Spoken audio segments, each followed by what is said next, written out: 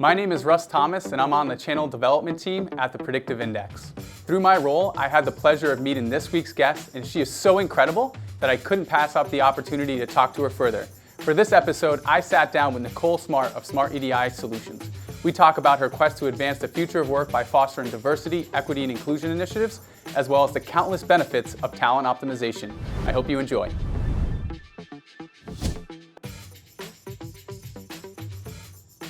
Nicole, thank you for taking some time to sit with us today. Thank you. It's a pleasure to be here. Awesome. I know you've had an impressive journey pivoting your career in sports and entertainment. I think you've worked for some organizations that people, unless they've lived under a rock, they've heard of. The NFL, yes. The NCAA, the New York Jets, and then most recently the head of diversity for the Actors Equity Association. And if that weren't enough, you are now the founder and president of Smart EDI Solutions. That I am. I know through our conversations that you pride yourself on providing consultative, strategic, and outside-the-box solutions really focused on diversity, equity, and inclusion. Correct.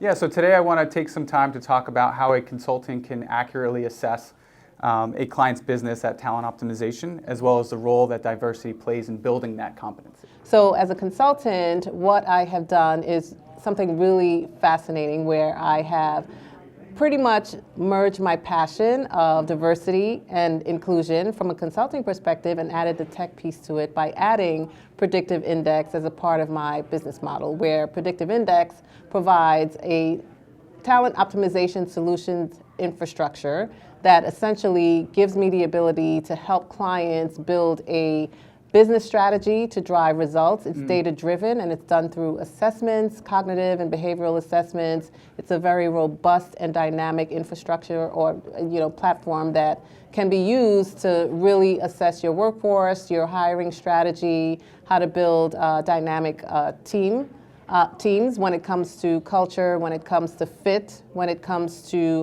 leadership development, executive coaching, and how to essentially succeed in what you do. So this adds another element of what I do when it comes to the business of diversity and inclusion. Absolutely, love it. Yeah, teams that row together win together, as we like to say. Yeah, exactly. So to help a consultant assess a client's company, we actually built a diagnostic tool which allows us to probe into the pain points and allows consultants like yourself to be able to work on those areas for improvement. So throughout this calculator, we ask consultants to kind of rate their clients in the different disciplines.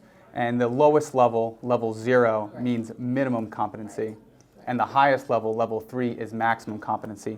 Now, when you begin your work with a client, how do you typically assess their company's culture and talent strategy? So what used to happen is that I would do that manually, right? So now that I have the infrastructure through Predictive Index, I now have the robust tools to actually do that and actually have someone take assessment or have teams take an assessment where it can push out anything from how to populate and make sure that you have the right people set in the right teams, how to maximize your talent within the workforce, are they, in the right department, and it's not in a space where, given the data-driven strategy, meant to pigeonhole anyone into a specific area, but to make sure that they're really in the position to succeed in what they do and be in a place to succeed in what they do. So what I do, again, it used to be manual. Now I have the platform and the infrastructure to really be able to have me do that. It cuts labor costs. It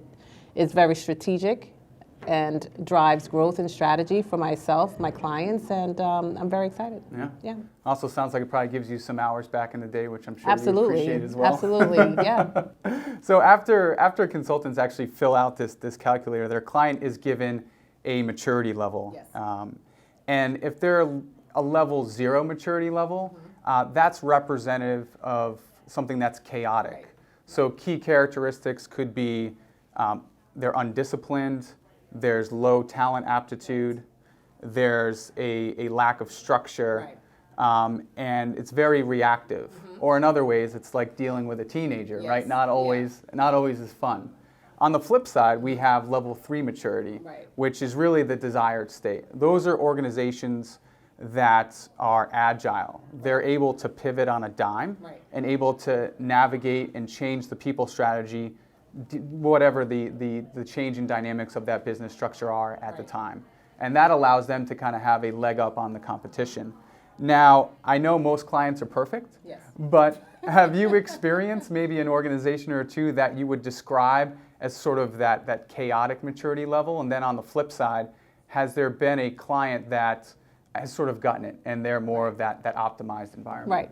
Well, throughout my career, essentially as I move into consultancy, I have seen both sides of the coin, right? So at a chaotic level where, you don't really have a lot of processes in place, there's low morale, there's a need for increased retention, there's an increase in turnover.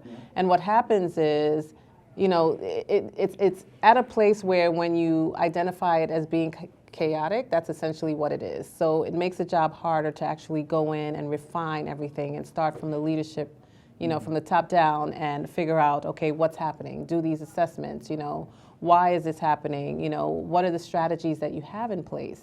What are you doing to move forward? What are your short and your long-term goals? And do you have the right people in place to actually execute what you're trying to do, right? So on the optimal level, what I've seen is that in the space that I'm in, from the diversity and inclusion perspective, as a consultant, as an executive, a lot of companies and organizations are striving to be on that level when it comes to setting systems, strategies, processes in place to really execute what they're trying to do and really drive those results. Right? So I've seen, again, both sides of the coin, but the good news is that people are striving for that, because when you look at D&I, when you look at talent optimization, it's a business imperative. It's the way to go. You look at the changing face of America, where people are working longer. You have 5 generations in the workforce.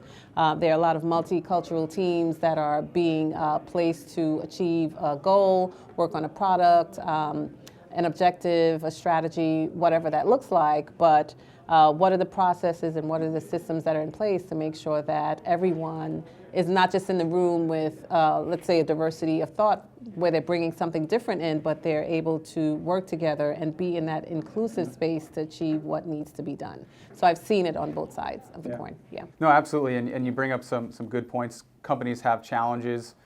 You mentioned earlier just a lot of lack of awareness. Yes. A lot of things being done manually, Right. not knowing that there's a different way to go about this. And as you talk about potentially with some organizations, 5 different generations in the workforce, I mean, that's going to present some interesting challenges. And we believe, very, very clearly here at PI that if a company is not achieving their business results, it's usually because of the people. Exactly. Right? A lot of companies were focusing on process, technology, but what sits behind those? Exactly. It's people. Exactly. Right? So once a consultant is able to get the results from the maturity model, we're able to set a target level, and then we're able to plan sort of what the next steps are. Right. So Yeah. in your engagements, how do Yes. you pull together a successful talent strategy while not losing sight of Right. diversity initiatives? Right. So it's very easy to not do that, because when you look at the workplace, the workforce, it's all about people, and they're not going anywhere. You have people with disabilities, you have people who identify within LGBTQ community, non-binary, we have gender pronouns right now. So it's important for organizations where, when you're looking at the demographics of our country, regardless of race, age, gender, socioeconomic status, education status, that you're really meeting the needs of the people that are in the community, and you're representing them within the organization regardless of what business that you're in. So what I do is ensure that there are certain processes in place. For example, employee resource groups, where it's a voluntary-led group where members within an organization can come together. There can be a women's initiative. Actually, in my last role, I was able to be successful in implementing that, where employees were able to get together, but understand that when you introduce these new processes in place, it takes some time for these cultural shifts to happen, right? Because anything that you do that's not a part of the norm will create change, whether good or bad, but it's important to be proactive in managing that process. When it comes to diversity recruitment strategies, for example, when you have a job description, they should be gender neutral. You shouldn't have words that are focused on he and him. It should be they, them, that sort of thing.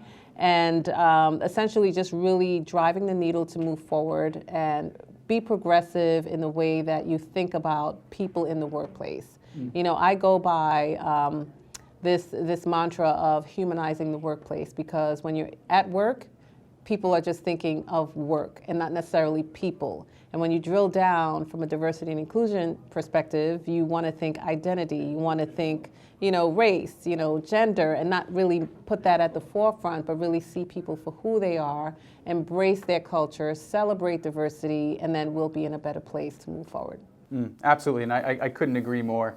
In many cases, again, it starts with that awareness as early in the process as setting a public-facing job description. Exactly. So I couldn't agree anymore, and there's so much to learn from having strength through diversity with an organization. Right. And I could talk to you for hours about this, but my Yeah, me producer is too. telling me that we need to wrap up. No, it's been great. And I've really enjoyed learning from you, and I look forward to our conversations in the future. And to those watching, if you're interested in measuring the engagement of your client's organization, click on the link below to access our maturity model.